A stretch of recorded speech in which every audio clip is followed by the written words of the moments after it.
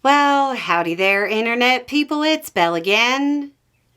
So today, we're going to talk about Trump, suits, and boots on the ground.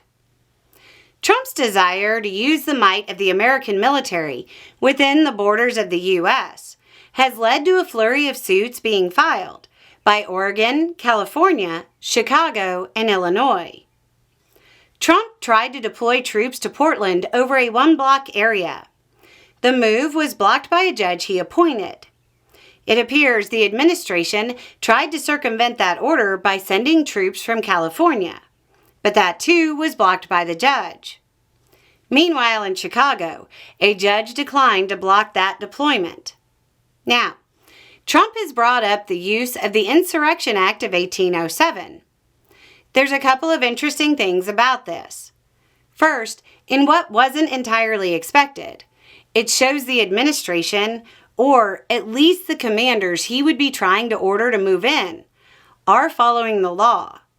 See, right now the deployments are under a different authorization. He's leaning into Title X authorizations currently, which is more narrow. His talk of invoking the Insurrection Act, which is a wider authorization, suggests that either he or the troops involved are concerned about the legalities of the deployments. Now, the Insurrection Act allows for much wider authorization, but only in limited circumstances. There are three main sections that can be used. Section 251 allows the president to invoke it upon request of the governor or state legislature. It also allows it in the event that the legislature is unavailable. Picture E.T. coming down and snatching up the governor and legislature of a state. This section isn't at play because states where the governor isn't opposed could be covered under other authorizations. Section 252 allows a president to invoke the act if unlawful obstructions, combinations or assemblages, or rebellion make it impracticable to enforce federal law through the ordinary course of judicial proceedings. This is widely believed to mean that federal courts can't function. But regardless of belief, Trump has to admit that he has failed to maintain order to use this section. Mr. Law and Order would have to admit that his policies led to a breakdown of both. Section 253 gets weird. There are two parts to it. The first allows invocation to counter any insurrection, domestic violence, unlawful combination, or conspiracy that stops execution of federal laws. A good example of this is Eisenhower deploying troops to Little Rock to enforce desegregation.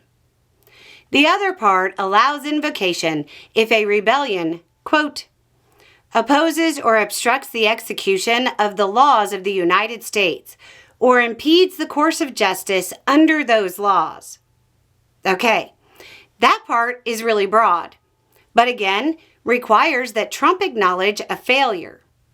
Now, there's two other considerations. Trump may not really understand what the Insurrection Act allows troops to do. It generally allows them to enforce federal law. It also doesn't suspend constitutional rights. Troops will still have to abide by the Constitution. Sterling v. Constantine, 1932.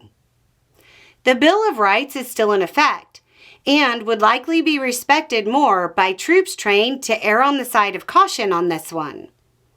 There's also one other thing.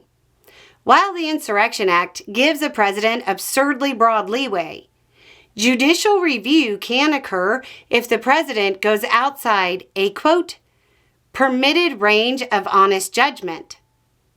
I'm going to suggest that Trump basing his decision to use troops in Portland on news clips that were half a decade old might be outside that permitted range.